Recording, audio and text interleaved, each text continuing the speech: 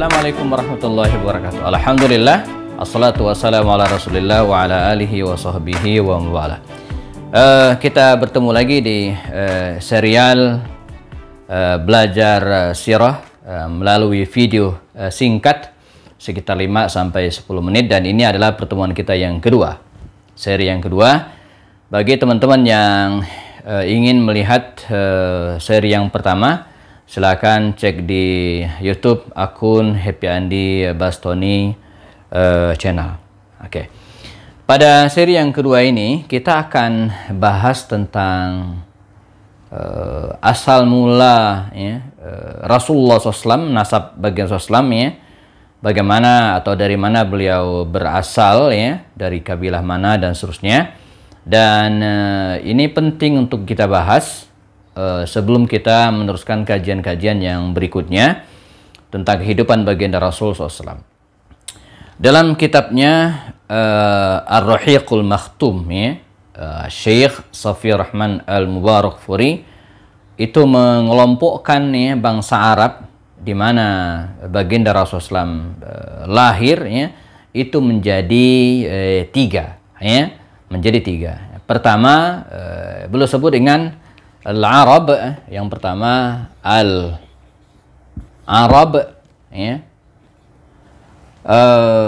Al-Baidah ya, Al-Baidah ya, ini yang pertama. Nah, ini bangsa Arab yang tidak diketahui lagi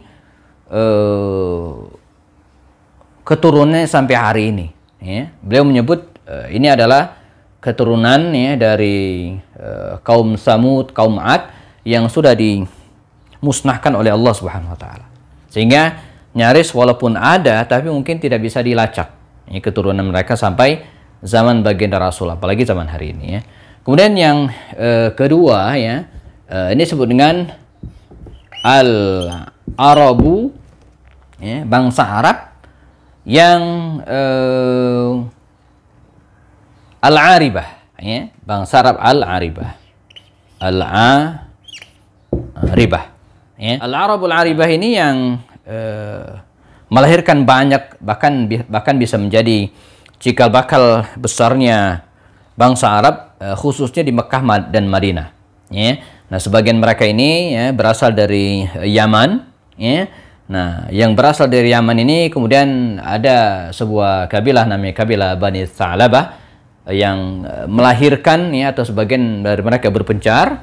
Nah, sebagian melakukan perjalanan dari Yaman menuju ke atas ke Syam ya, ke utara, dan sebagian yang mampir ke Yathrib, Madinah. Nah, dari sini kemudian kita kenal nanti ya, muncullah dua kabilah besar di Madinah yang kita kenal dengan kabilah Aus dan kabilah Khazraj. Nah, nanti suatu saat kita akan bicara detail tentang dua kabilah ini. Nah, di antara mereka juga ada yang ke daerah Maruz Zahran yang berdekat dengan Mekah, yang belakangan menguasai Mekah. Ada namanya kabilah ya, yang terkenal kabilah Bani Khuza'ah, kabilah Bani Khuza'ah ya, atau Al-Khuzai. Nah, ini paling besar ya, mereka bertebaran di berbagai wilayah, dan kita akan fokuskan ya pada pembahasan ini. Mereka menguasai Madinah ya, dan kemudian ke Makkah ya, secara kekuasaan ya. Nah, kemudian yang ketiga ya, dan ini penting untuk kita bahas, adalah Al-Arab ya, Al-Musta'rabah. Al-Musta'rabah ya. Nah, ini adalah bangsa Arab yang campuran gitu kan, karena dari sinilah keturunan, lahirlah keturunan Ismail alaihissalam. Kita ingat kisah bagaimana Ibrahim alaihissalam, beliau berangkat atau lahir di daerah Irak, di daerah kota Ur namanya. Kemudian beliau sempat ke Palestina, kemudian sempat ke Mesir ya, kita tahu ceritanya. Dari sana dia kemudian menikah dengan Hajar ya, Hajar. Lalu kembali lagi ke Palestina, dan ketika Hajar ini melahirkan anak Ismail, lalu ya, karena kecemburuan Sarah waktu itu ya, dibawalah Ismail alaihissalam dan ibunya Hajar ini ke wadin, ya, ke sebuah lembah ghairi zizra'in, yang tidak ada tanaman, yang kita kenal dengan Makkah Mukarramah. Ya. Nanti teman-teman bisa baca ulang kisah tentang Nabi Ibrahim dan Nabi Ismail.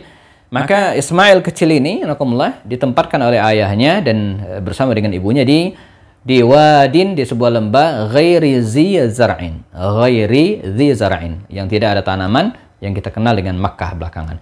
Nah, Ismail ini dari sini mengalirlah cerita tentang keberadaan air Zam-Zam, ya, di Makkah, dan beberapa kabilah yang berasal dari Yaman tadi itu, ya, melakukan perjalanan dan mereka melihat ada air, ya, ada air Zam-Zam. Mereka minta dan diizinkan oleh ibunya Ismail, yaitu Hajar. Dan singkat cerita, ya, maka menetaplah sebagian kabilah Bani Jurhum dari Yaman tadi, ya, di daerah Makkah tersebut, ya, walaupun penguasanya tetap Ismail alaihissalam, ya. Dari sini kemudian kita tahu riwayat berikutnya bagaimana Ibrahim itu sempat mendatangi Ismail ini 3 atau 4 kali, ya. Diantarin, kemudian berikutnya beliau datang lagi dan ada peristiwa kurban kita kenal, ya. Allah merintahkan kepada Ibrahim untuk menyembelih anaknya Ismail, dan itu menurut riwayat sebelum kelahiran Nabi Ishaq alaihissalam. Dan kemudian Ibrahim pulang lagi, kemudian Ismail ini menikah dengan salah seorang putri keturunan kabilah dari Yaman, dari Jurhum ini tadi, dan melahirkan keturunan yang kita kenal dengan keturunan yang kesekian, ada namanya Adnan. Lalu kemudian Adnan ini melahirkan keturunan yang kesekian, namanya Quraisy. Nah, dari Quraisy inilah, ya, lahirlah beberapa kabilah terkenal. Ada 10 kabilah terkenal dari daerah Quraisy ini. Yang kita kenal ada kabilah Bani Makhzum, ya, ada kabilah Bani Adi, ada kabilah Bani Taimi, ada kabilah Bani Asad, ya, ada kabilah Bani Umayyah, dan diantaranya ada kabilah Bani Hashim, ya.